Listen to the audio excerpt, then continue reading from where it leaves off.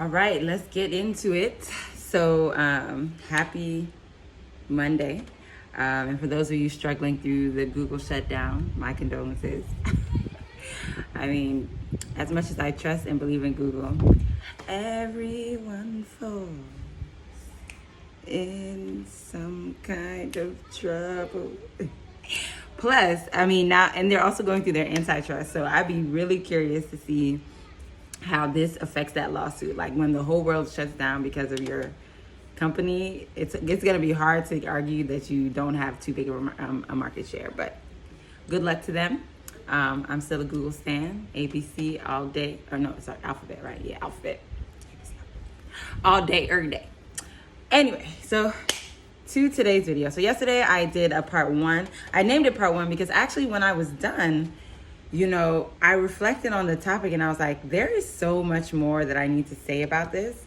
And I actually wrote some thoughts down. So yesterday we talked about like value chain, creativity, innovation, education. All of these, like I said, circles that overlap and sort of feed into each other. And until we decolonize our ability to imagine, to dream, to think outside of what is normal, what is ourselves, outside of basically our education systems, it's going to be very hard for us to build things, to be innovative with the products that we have, and to think outside of that box. So that was like the gist of yesterday. But today I actually want to challenge in-group behavior around innovation. So we talked about, decolonizing from this out-group, like this education that we've received, things that we've been told about ourselves, our experiences with imagining and innovating, et cetera, et cetera. But actually, we can also be our own we also have something to do with it. And so on the issue of value chains, I actually wrote some things down. So I'll be reading a little bit. This is the first time I actually wrote something for these videos because I felt like I wanted to capture so much. But to the issue of value chains, it brings up culture versus creativity. And so someone might ask, like, why are those things pit against each other? I mean, culture is about creativity. But actually, I think about some things that are cultural mainstays. Let's just take food, for example, right? We take jollof, we take macaroni and cheese, we take curry goats. And we think about it like, okay, when someone else tries to do something a little bit different with our work, someone who's not in groups or someone who's not African, Afro-diasporan, ADOS, Black, then it's like, oh, nah, this is bastardization. You've killed this. This is horrible. When someone in group does something, does maybe a video to showcase what it is, whether or not they did it well or exact, there'll be a lot of commentary on that's not how my mama makes it. That's not the right way to make it. She forgot this step. How come she didn't do this? Then when something becomes mass produced and still owned by us, the critique becomes, well, what about, this is a watered down version of this, just add water jollof, or this is a watered down version of just add water curry goat. And so it's almost as if while we want to innovate and be creative within the culture, sometimes things that we hold very dear within our culture,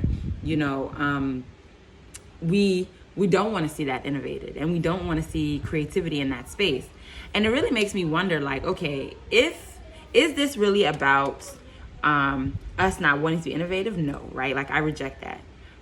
Is this about us, holding on to historical identities as a way of reclaiming who we are? I accept that a little bit. And here's what I accept about that.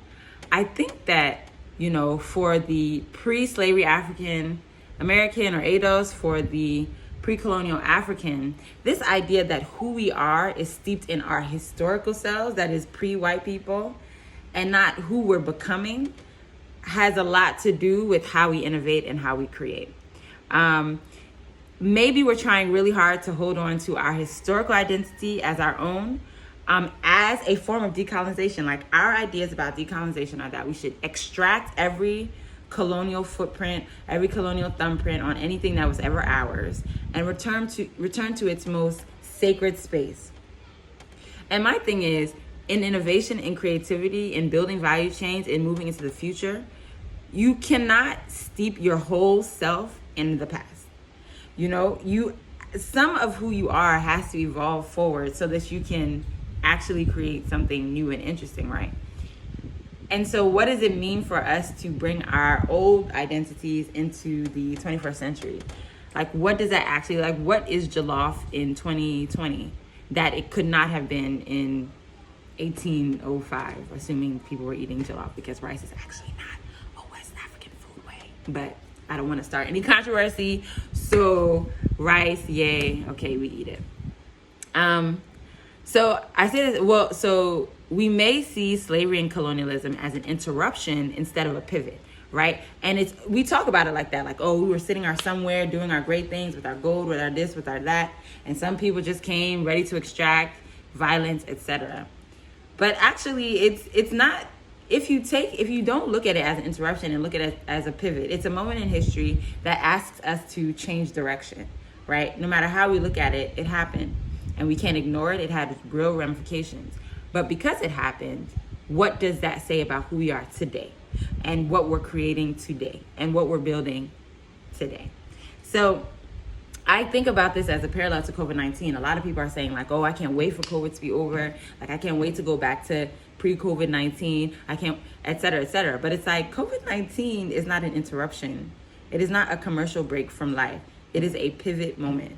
We are not returning to a pre-COVID, like the life that you're, maybe okay to go outside, without a mask? Okay, yeah, there will definitely be a time when you can go outside without a mask, sure. But now the way that we work has drastically changed. Everyone has now been online. We work from homes. We've organized our lives around the internet. So much of what we do is online now that we can no longer go back to a purely offline meetings type of thing.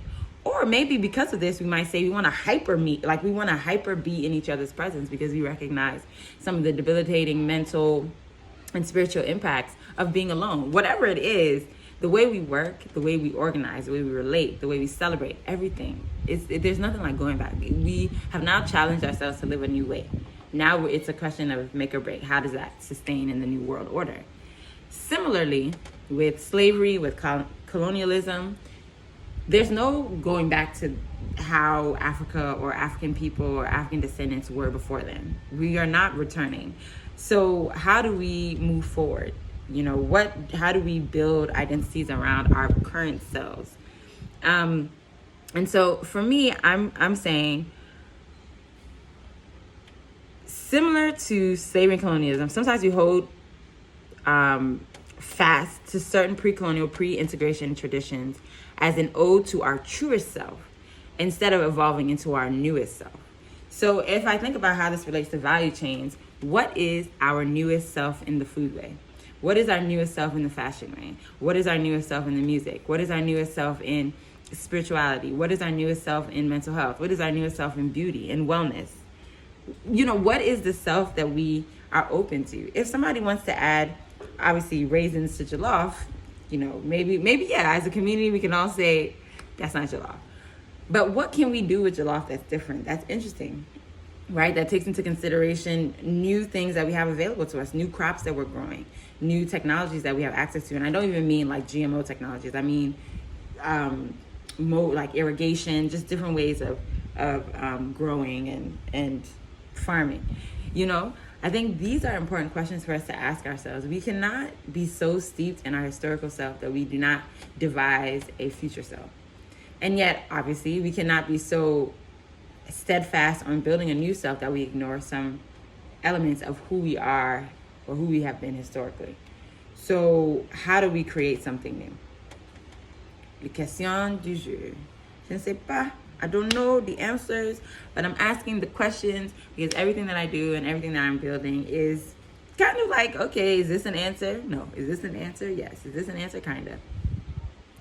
So I'd love to hear your thoughts, right? Like, are we ready to embrace new inventions, new ideas from ourselves, obviously, like from within us, about the right way to the new way to do something. And this always reminds me of like the banku seller, who, if I sell her, I want, like if you go to like a buffet and I say that I want okra soup and rice. It's like, madam, we don't do that. It's okra soup and banku because I've taken the time to count the banku and then I have the okra soup and I know how I'm doing what I'm doing. Meanwhile, in someone else's country, and somewhere in Louisiana, they're eating okra soup, gumbo, with rice. Like, actually, the rice is inside. So you've just completely rejected my opportunity because you say, okay, historically, this is not how we eat this.